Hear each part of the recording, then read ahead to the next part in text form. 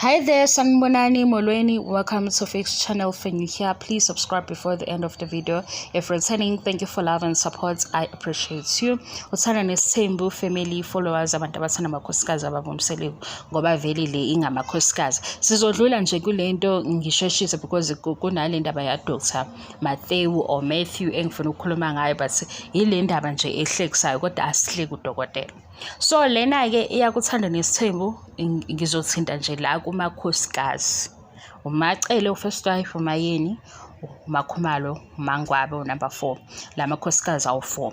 Njengoba ke mina ngeluleke wena sithandwa sami ohlala udlula kule channel ukuze nangesinye isikhathi masuthi uyadlula uzolalela le ntombazana ikhuluma ngale show ukwazi ukuzwa noma ukungilalela. Fika kule channel njengomakhelwane. Fika kule channel njengomuntu obuka i-TV show. Ungafiki njenge-follower, njenge-fan base, njengomlandeli omkhulu noma ngabe uyena ukuze uzokwazi ukungizwa. Yabona nje mangizothi mina u-episode 3 wakuthanda Nes'thembu ne-social media nenye i-interview vele uyilalele ngokuthi mina ngumakhelwane okuxoxela iy'ndaba zabantu. So mawuxoxela indaba zabantu into ozoyenza ukuthi uqale ulalele ukuthi hawu uthini lo makhelwane ukhulume wathini, mase usuyabuza ngoba usungilalelile. Ngoba manje mawufika as a fan base uzofike ulalela u2 minutes mase ubuza into engivele ngiyichaza. Mangithi nje indaba enye ayihlangani. Yithi-ke ngichaze ngikwenzele i-example. Yabo uma bekhuluma la kuthando Nes'thembu ezinye izinto bayasinikeza i-reference. Isibonelo ukuthi umacele ube khona nini empilweni kababa Mseleku kuvezwe ubaba Mseleku ngonyaka ahlangane nawo ngomacele. Ube specific ukuthi bekuwumuphi unyaka. Kwase ukuthi unkosikazi obekhona before umacele eyi-girlfriend wakonfirma lokho ukuthi yena wafound out ukuthi hayibo sekukhona umacele. Ngobani into vele ezokwenzeka makukhona umuntu othandana naye mase uthola ukuthi hayibo njalo sekukhona omunye omhlekisayo. Wakonfirma unkosikazi ofike before umacele kodwa eyi-girlfriend.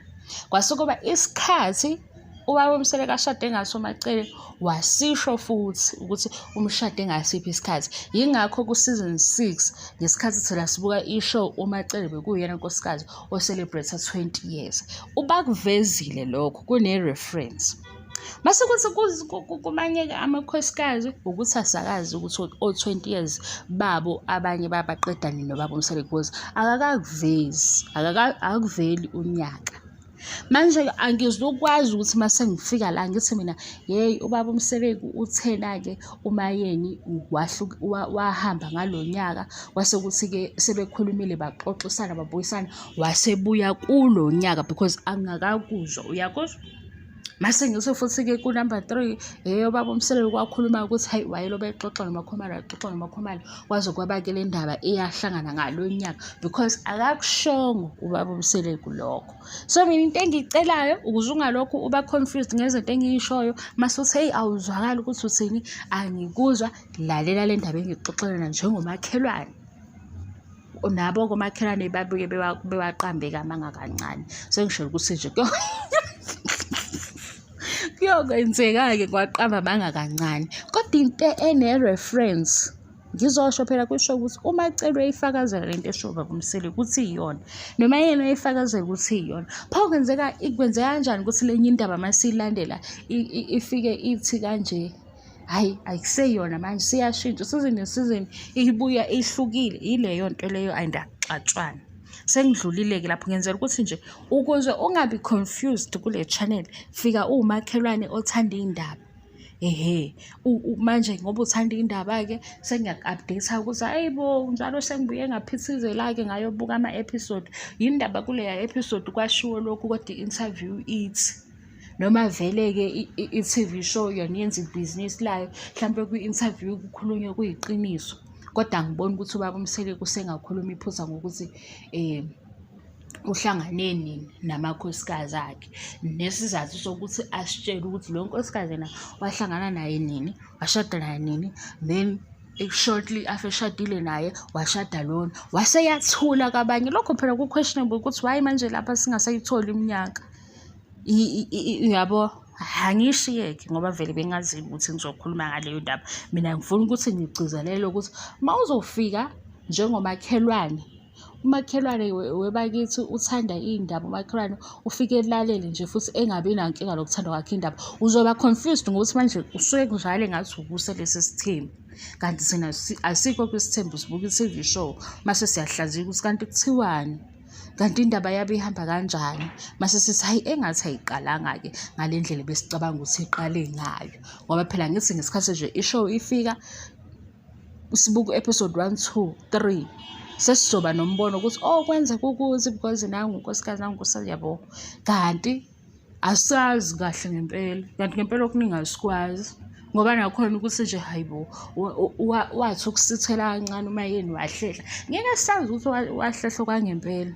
Ngoba phela nawe uma usucabanga yini le eyenza umkhulu wahlala phansi wathi ayike kobaba okuwamadodana kamkhulu, wathi umntwana akadedelwe uma emthanda lo mfo. Wayeboneni umkhulu? Kungenzeka ukuthi mhlawumbe wayelithi-ke uma kamnini mayekade ehambe waye edolobheni yabo yolanda iy'mpahla zengane, ebuye-ke ebe nemudi ehlukile.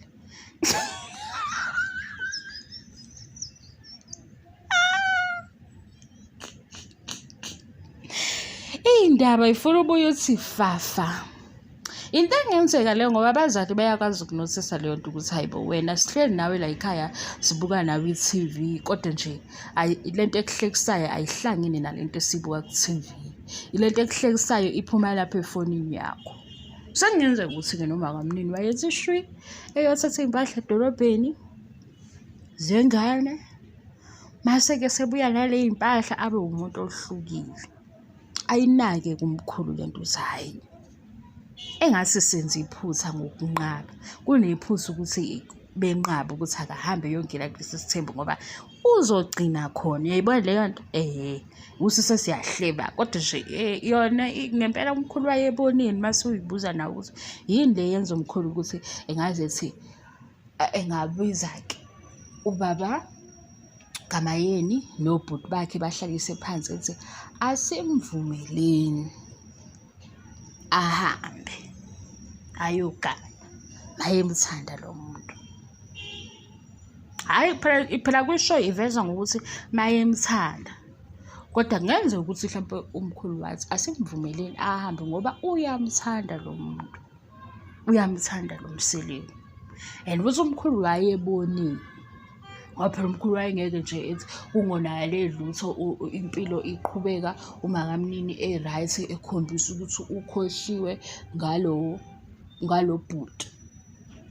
Amasethi umkhulu hayi akadedelwe. Ikhona into ebonakale ubufakazi ukuthi hayi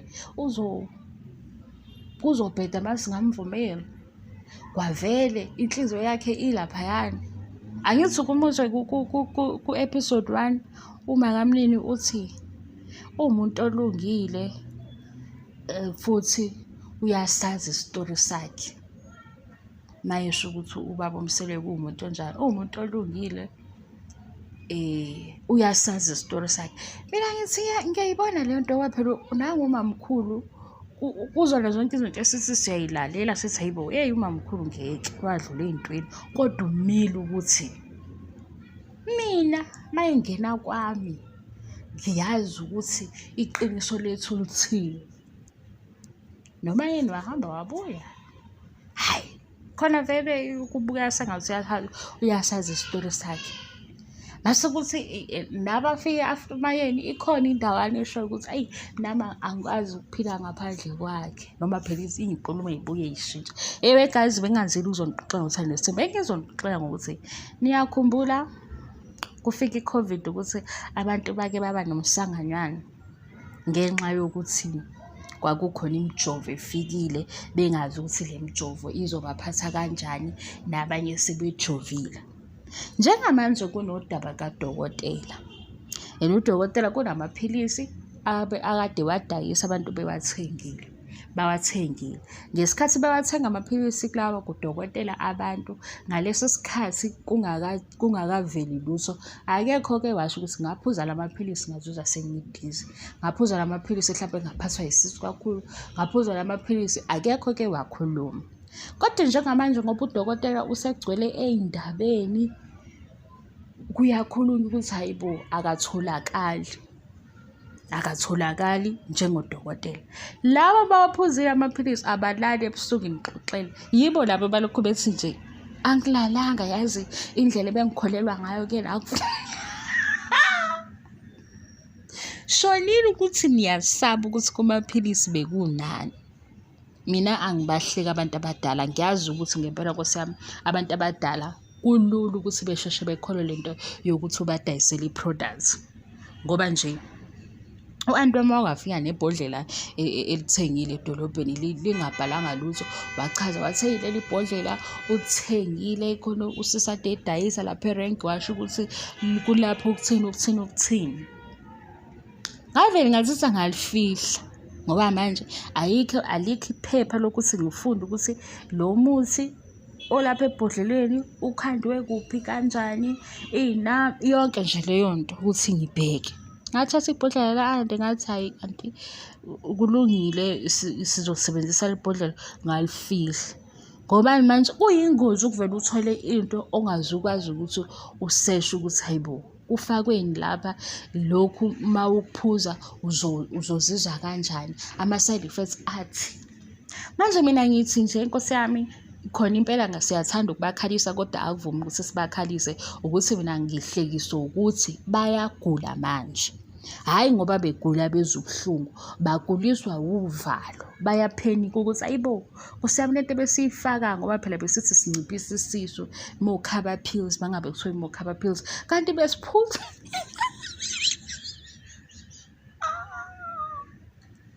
Ngicela ukuthi-ke ningangiqhathi nabantu abadala ngoba ngiyazi sibakhona nabanye abantu abadala abawathengile la maphilisi. Mina-ke ngiyabahlonipha abantu abadala, kodwa laba abanedatha intsha beningakaze nibe nomuzwa ukuthi ake niseshe ukuthi-ke mhlawumbe la maphilisi akhandwe ngani, kuyothatha isikhathi esingakanani.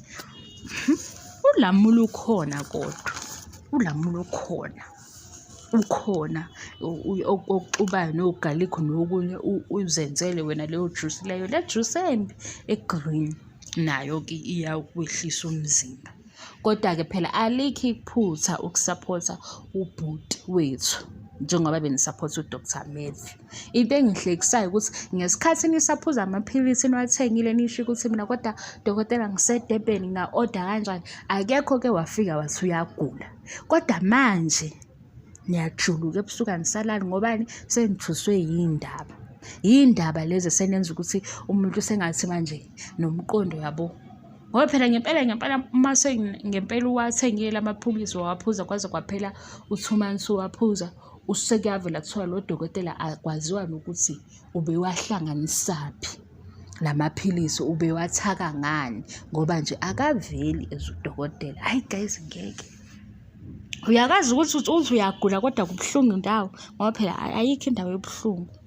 Ukuthi bawaphuzile la maphilisi sebeyasaba ukuthi after kuzokwenzakalani, after 3 months kaze lento ayifakile iyini, lento ihlala isikhathi esingakanani, mhlawumbe iqale i-attack. Nkosi yami, khona nabathi sesinamahloni nokuvela.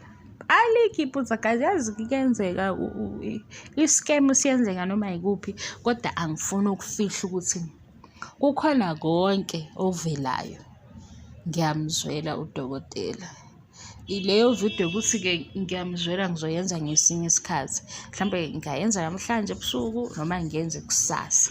Kodwa nje bengithi ayikho into engihlekisa njengokuthi la bantu ade bekhululekile beyiphuzela amaphilisi, beyinciphisela umkhaba, belindele ukubona ama-results. Manje bayasaba ukuthi ama-results azovela, ama-results anjani, ngoba nangu udokotela engatholakali, nangu udokotela akekho sevela nokuthi nje e-university singenile ngempela nayo. Eklasini lakhe akekho omkhumbulayo, kuba ku-practicals ayikho. E-university ngeke ufunde wedwa, Mina nje engangena nabo kule university engangena nabo khona engibakhumbulayo ngezinto ababezenza.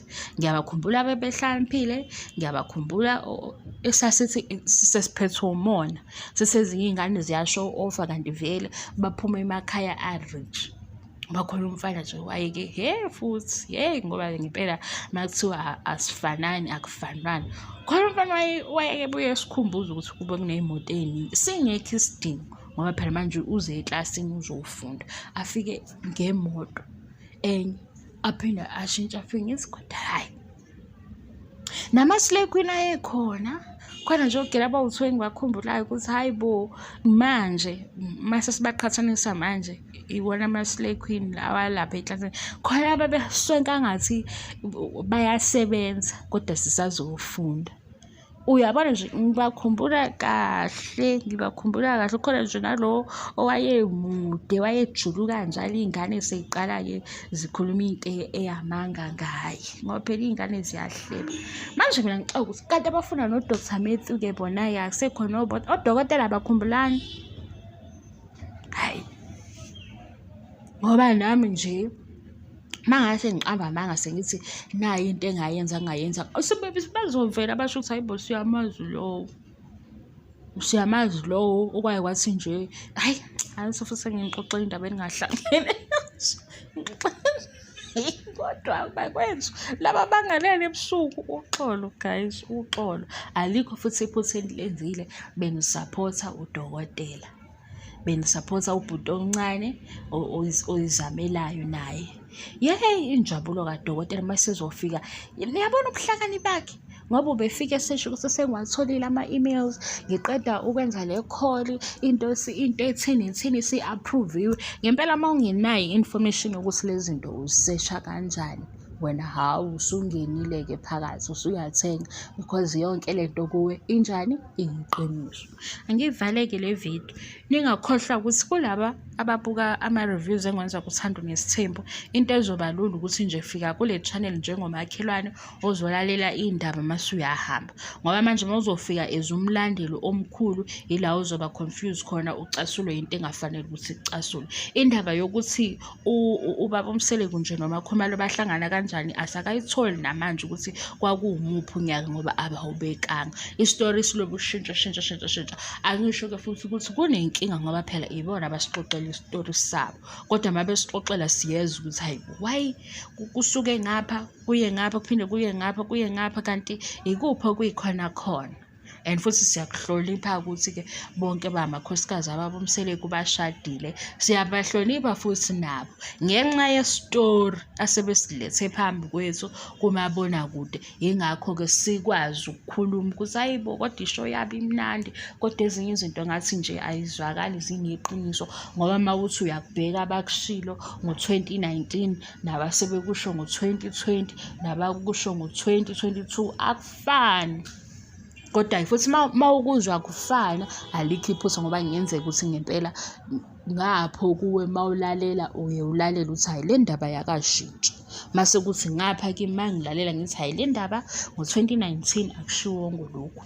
Mase ngiyabuyela ngempela ngithi hawu ngo-2019 akushiwongo lokhu. Nakuleya interview unkosikazi number 3 uMakhumalo ahamba ayokhuluma khona bembuza-ke isho isiyaziwa angazi ukuthi bekuyiliphi izwe la e-Afrika ekhuluma impela akusho nakule interview yakuKhozi FM akufani. Kodwa-ke leyo interview ungayifuna uyithola nakulena futhi enye enomangcobo wakuzalo sengikhohlwa ukuthi ubani uMangcobo igama lakhe langempela. I-interview ayenza bexoxa mase uyiqhathanisa namanye usuyabona ukuthi hawu lesi sitori silobe sishintsha kancane siyashintsha kodwa futhi-ke ngephela nawe mase usebenzisa ubudala bakho uyabona ukuthi ezinye izinto mhlawumbe akufanele ukuthi uzazi ngoba ikhona le ndawo evikelwayo. Uyabona njengoba nje nale ngithi mina umkhulu wayevele ngeke esuke nje athi akadedelwe umntwana. Ibuphi lobu bufakazi obabo lobu bukhona obuvezayo ukuthi khona engathi uzokwazi ukuphila naye lo baba noma polygamist, ngoba umkhulu wakubona lobo bufakazi, wayibona le njabulo, wayibona ukuthi hayi ubeyolanda iy'mpahla kodwa edolobheni, kodwa manje mayelanda iy'mpahla yini njalo, mayeke wayolanda amajusi engane wawa. Hayi baba yini, ngoba nizofuye nizoxabane, ningaxabani-ke kakhulu.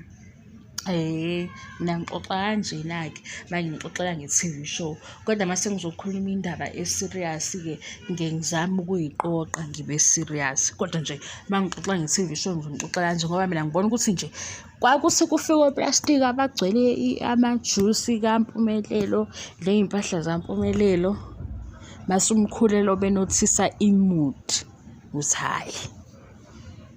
hayi mzukulu, ujabuliswe ilamajusi engane, yabo. Wase kumkhulu wabona ukuthi hey akakhulume-ke nobhuti, okwamadodana kamkhulu. Lapho sengena khona ubani, ubaba kaMayeni, ukuthi hayi lokhu kunqaba nento yesonto ayizukusisiza ndawo, ngoba niyambona ukuthi uyamthanda lo muntu. Hhayi ngokodwa phela kwisho kwathiwa-ke mayemthanda akadedebe. Echaza-ke ubaba kaMayeni ukuthi hayi sahlaliswa phansi umkhulu okuwubaba, wathi uma emthanda asimdedele. Wayeboneni kumkhulu, wayeboneni, ngoba phela umbuzo obuza abantu lo wawubuzwa yimina, wayebonini. Sengafunda-ke kwezakhe noma mkhulu ukuthi ngathi asha kancane la manzi lawa, asha kancane, ngoba umkhulu yayikhona into ayibonayo ukuthi le senze iphutha ngokunqaba, senze iphutha. And-ke uma ngamnini mayesezothi uyasazi isitori sakhe, nami ngithi hey ngeke phela umamkhulu wayekade enzele i-surprise party, watshela abantu bonke ukuthi mina ngunkosikazi kaMseleku, futhi ngiyaziqhenya ngalokho.